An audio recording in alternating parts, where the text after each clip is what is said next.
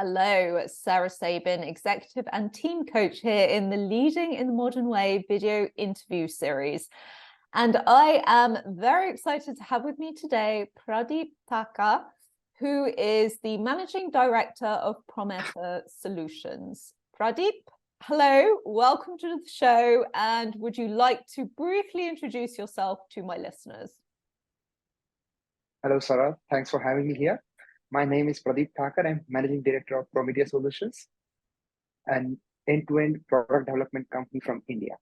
So we are into this business since past more than 8+ years, and we have served all type of customers from startup to enterprises. Today, we are having more than 10 NASDAQ listed company working with us. During this journey of 8 years, we have seen the IT services industry moving from one roller coaster to another roller coaster, and it was really interesting journey so far, and I'm very much excited for the future of IT industry. Yeah, so I'd love to know a bit more, Pradip. So you've been going for 8 years now. Did you actually found the company 8 years ago? Yes, so me along with my 3 partners, we founded company back in 2015.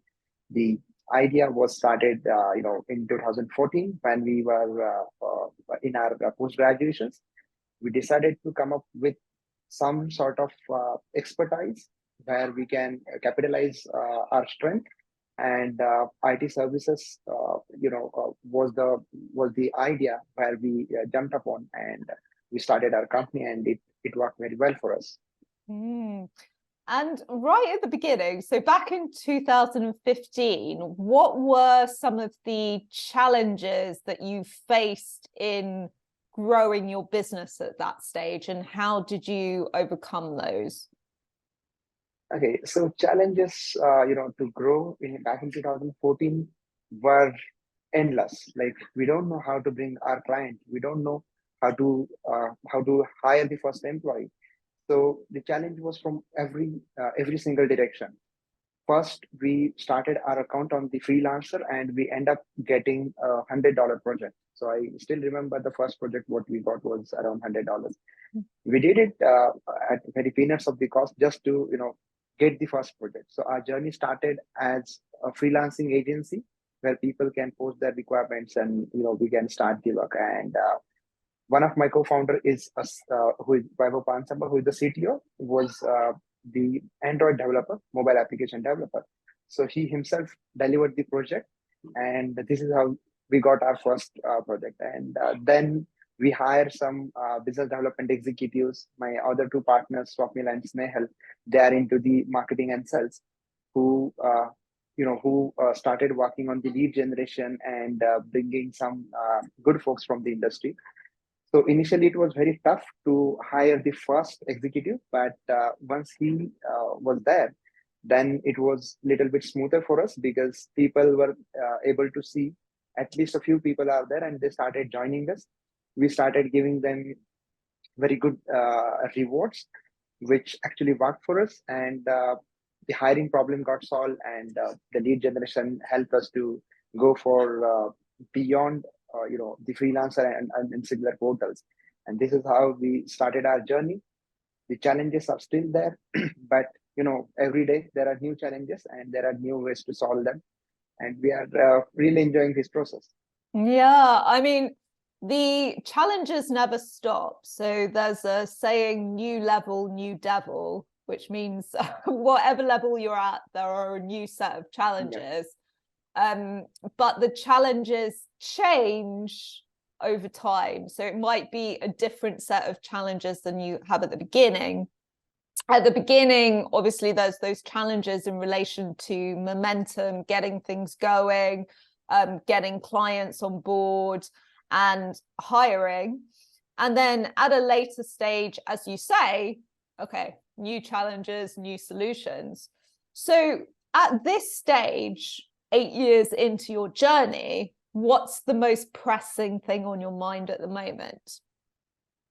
I can see it's hiring right people, training them, and keeping them with you for a long time. Because this industry is so dynamic, you have to compete with a better or bigger player every single day. Mm. So finding a client is not a equal challenge, because when you're having some quality work with you, you can impress a client and client will trust you based on what you have done. But for hiring an employee, you have to prove yourself more than you have to prove to a client. You have to set up right culture. You have to go through a right process. You have to ensure that the the people in the team are continuously learning. There is something fruitful for their future. And when you are able to play this very well, you have to play another challenging role to ensure that they are getting well paid with comparative to the what marketing, what the competitors are paying. So it's really challenging, and the thumb rule says it's always 80-20. But we are fortunate enough; we are really having this equation in other ways. We are working with a 20-80 type of formula, where 80% of our people are really productive. They are giving us way higher productivity than our competition. I believe that is only because of the culture what we have adapted, and that the level of trust we show on each other. So we are lucky in that. But it is never ending process. We always learn from every new hire, every new mistake we do, and we just correct it, and we ensure that the same mistake should not be there in the future. And I just want to pick up on a few things that you said. So number one, once you've got clients on board and you do good work for them, they want to stay with you usually. But the process of keeping your employees engaged, productive, and keeping them within the company is an ongoing process. And that's so true. I think, there can be an over focus on customers to the detriment of employees. But if you take care of your employees, they take care of your customers properly. So you've mentioned culture a few times and how that's been really important in retaining people. And obviously, just to say as well, 80% of people being highly productive is, a really great percentage there. So how do you cultivate a positive company culture, and what practical steps do you take to ensure that your employees feel valued and motivated? So very first thing what we do is the onboarding. And during onboarding, the first message what we pass to all the employees, though they are freshers or they are the experienced people, we want a human first approach in our organization. And this gives them that belief that everyone here is to help them to grow, and in return they have to help someone to grow. So when you're having people with positive mindset, half of the problem got solved. The rest of the problem is, let's say India is a country where 43%, I read it into a recent interview of someone, that 43% of the people leave the job because they are not feeling that they are growing into their job. So we ensure we are maintaining a hierarchy where every superior is responsible for spending at least 1 day per month to train their juniors. So that training could be in communication, that training could be into technical, that training could be in anything. So we have designed our OKR system in a way that the learning keep passing from higher superior level to the let's say their juniors. So this is really working well for all of us, because everyone feel enthusiastic, they feel motivated that there is something new to learn apart from the coding. They learn about the let's say even about the communication, their body language, everything. So it gives everyone a chance to get involved into the process. Everyone get an opportunity to lead. Everyone feels supportive, and they start giving in return to the community around them. I like that. Essentially, when we're looking at the employer-employee relationship, if you help your employees to win, they help the company to win because they perform better and are more productive, which means that it has a knock-on effect on the company being able to meet its targets and its goals. And the curiosity I have is, so the seniors one day a month sit down with the juniors and they train them on something that is important, which could be a soft skill like communication. Who trains the seniors in being able to deliver that skill session that they do with their juniors? First of all, when we consider seniors, they are people with at least 3+ years of experience, which means they already have a lot many things available within them. Apart from what they already pursue, we hire some external trainers. When there is something like, let's say, ChatGPT is there, and our people are not that much comfortable with the AI. So we hire a trainer from the outside of the company, and we keep a session for a period of a month on a let's say weekly routine of 2 to 4 hours. So this is how we set up the baseline for the seniors, and then they come up with certain challenge like, okay, as a let's say as a part of this particular training, we will deliver this certain demo project. Then they deliver that demo project just to ensure that they are getting on the same direction where we want to put them. And once they are confident that okay, we are able to deliver a small thing, then we start passing that knowledge to the junior team around them. So as they learn, they are passing on that knowledge. Yeah. Yeah. And in terms of the kind of performance appraisal within the company, how do you do that? Do you have regular sit downs between team leaders and the team? So as I mentioned, that we have developed an OKR system where there is a job to do for every single person. Let's say when we are talking about learning new language, a senior learns it probably from an external consultant, and then his job is to ensure that at least 3 people get trained under him, right? And then the same job will be there for the 3 people 1 month down the line. So with this, we ensure that okay, this one parameter of skilling and getting skilled is getting fulfilled by everyone. Then second parameter is every quarter we are having the review sessions between the seniors and the juniors. So every senior has to review their team members. In same way, team member has to review their senior. Obviously, the parameters are different. So this is how we ensure at the end of the year we are having the actual scoreboard for every single person there, and based on that scoreboard, we go for the appraisals. Okay. So this kind of feeds nicely into the topic of leadership. How do you personally define strong leadership, and how do you see it affecting the growth of your company?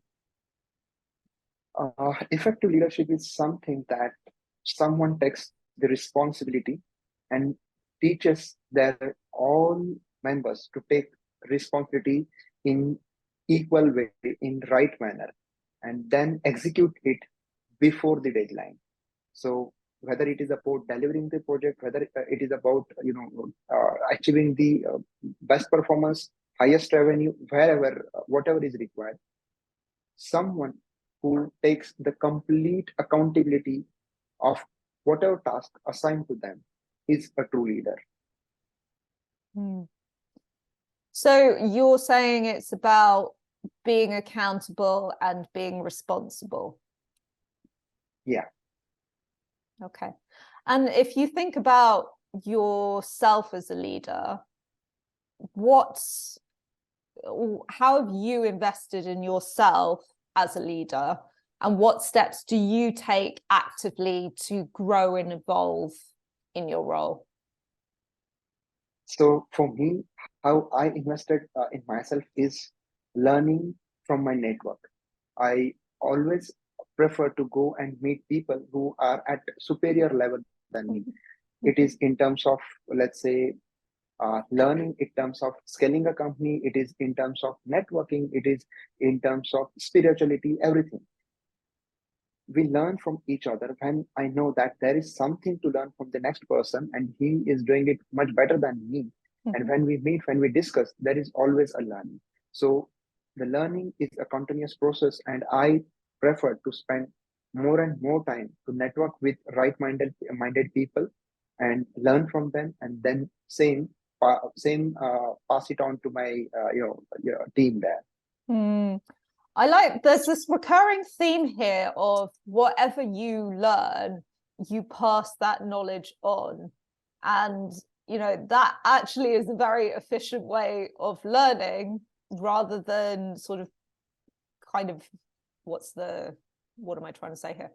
Rather than having each level within a company learn something separately, you've set up a cascading learning system where the learning starts at the top and it filters its way down. So I'm curious, when you're talking about the network that you learn from that are ahead of you, how do you find those people to learn from? Certainly, there are a number of ways to find these people.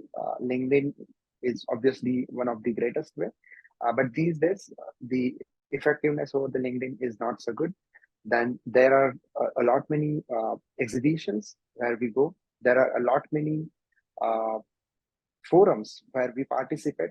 So, for example, there are forums like TI. Then there are many associations like NASCOM in India. They come up with different type of exhibition. They come up with different type of let's say gatherings where people can just meet for the network. Then there are online forums where people can come and discuss about what is happening in the AI domain. Then there are let's say small forums where companies organize it just to ensure that one expertise from that domain is coming, and the other people can join them by paying some fees.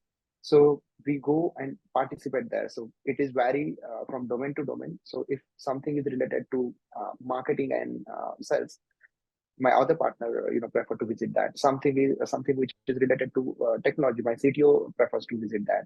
So it is distributed as per our domain of expertise, and this is how we grow in terms of our network.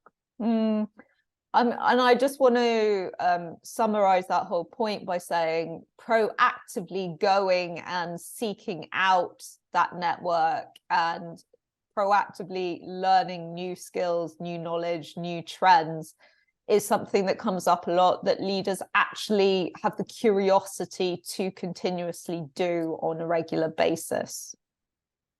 Yeah, exactly. So final question, Pradip. If you could go back in time and give one piece of advice to your 20-year-old self, what would that be?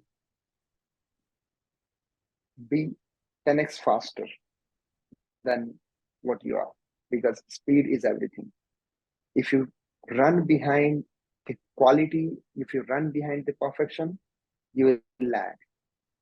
So you have to target 10x than what you are doing today. Probably you'll achieve somewhere between 7x, 8x, and you could achieve much more than what you have achieved in, by spending 10 years. You could be able to achieve within 3 years. You just have that speed with you. I like that. And I'm hearing a few things. So number one, don't wait for things to be perfect to move.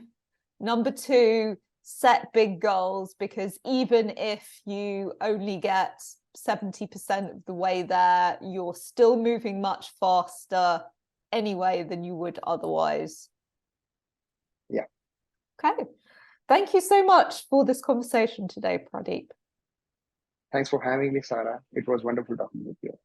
You're very welcome. And to my listeners, I hope that you've enjoyed this conversation as well. If you would like to take part in the Leading in the Modern Way interview series, please do reach out to me. Bye for now.